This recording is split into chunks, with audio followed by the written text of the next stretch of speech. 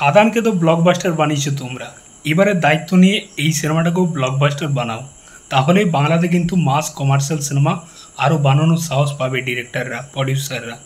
সিনেমার নাম হচ্ছে মৃগয়া, আপকামিং সিনেমাটা ডিরেক্ট করছে অভিরূপ ঘোষ এবং সিনেমাতে মুখ্য চরিত্রে বিক্রম চ্যাটার্জি, ঋত্বিক চক্রবর্তী, অনির্বাণ চক্রবর্তী, সৌরভ দাস, প্রিয়াঙ্কা সরকার আরও অনেকে আছে। তো একটা ভালো কাস্টিং আছে কিন্তু সিনেমার মধ্যে। তো টেলার চলে এসছে, টেলারটা ভাই আমি কতবার যে দেখেছি তার কোনো ঠিক নেই। টেলারটা আমার হেভি লেগেছে, ফুল মস্তি পেয়ে গেছি। একদম মাস কমার্শিয়াল সিনেমার টেলার যেমন হয় ঠিক সেরকমভাবে প্রেজেন্ট করেছে টেলারটাকে। তো এই টেলারটা দেখে গল্পটা কিছুটা বুঝতে পারছি। এখানে সোনাগাছি প্রস্টিটিউট এলাকাতে একের পর এক প্রস্টিটিউট মহিলারা খুন হয়ে যাচ্ছে। তো এর পেছনে কে আছে বা কারা আছে তাদেরকে ধরার জন্যই চারজন পুলিশ অফিসার এই কেসটার ইনভেস্টিগেশন করছে। বিক্রম চ্যাটার্জি, ঋত্বিক চক্রবর্তী, অনির্বাণ চক্রবর্তী এবং আরেকজন আছে যে সিরিয়াল করে, আমার তার নামটা এই মুহূর্তে মনে পড়ছে না। তো এই চারজন এই কেসটার ইনভেস্টিগেশন করছে। বেসিক্যালি এই সিনেমার গল্পটা কিন্তু একদম বাস্তব ঘটনাকে কেন্দ্র করেই বানানো হয়েছে। এই সিনেমার গল্পটা লিখছে অরিত্য জ্ঞানের অরিত্যদা, ইউটিউবার। তো সেই এই সিনেমার গল্প লিখছে। তো এই সিনেমার গল্পটা বেসিক্যালি এরকমটাই হতে চলেছে, যেটা টেলার দেখে বুঝতে পারছি।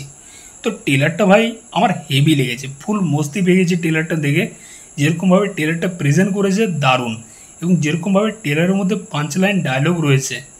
মানে একজন বলছে তোমরা সবাই রাষ্ট্রের দালাল, তখন বিক্রম চ্যাটার্জির ক্যারেক্টারটা বলছে ভদ্রলোকের একটাই কথা, মটকা গরম হলে এরিয়া ঠান্ডা হয়ে যাবে। ওই ডায়লগটা ভাই টেলারে দুবার আসে, দুবারই ফুল মস্তি দিয়ে দেয়। হেভি লেগেছে ভাই ওই ডায়লগটা। এবং একটা জিনিস দেখলাম, বিক্রম চ্যাটার্জিকে তো আমরা পারিয়ার মতো মাস কমার্শিয়াল সিনেমাতে দেখেছি, কিন্তু ঋত্বিক চক্রবর্তী, অনির্বাণ চক্রবর্তী এদেরকে নিয়ে কিন্তু কেউ কোনো দিন ভাবেনি যে এরকমভাবে প্রেজেন্ট করা যেতে পারে একদম মাস কমার্শিয়াল সিনেমাতে।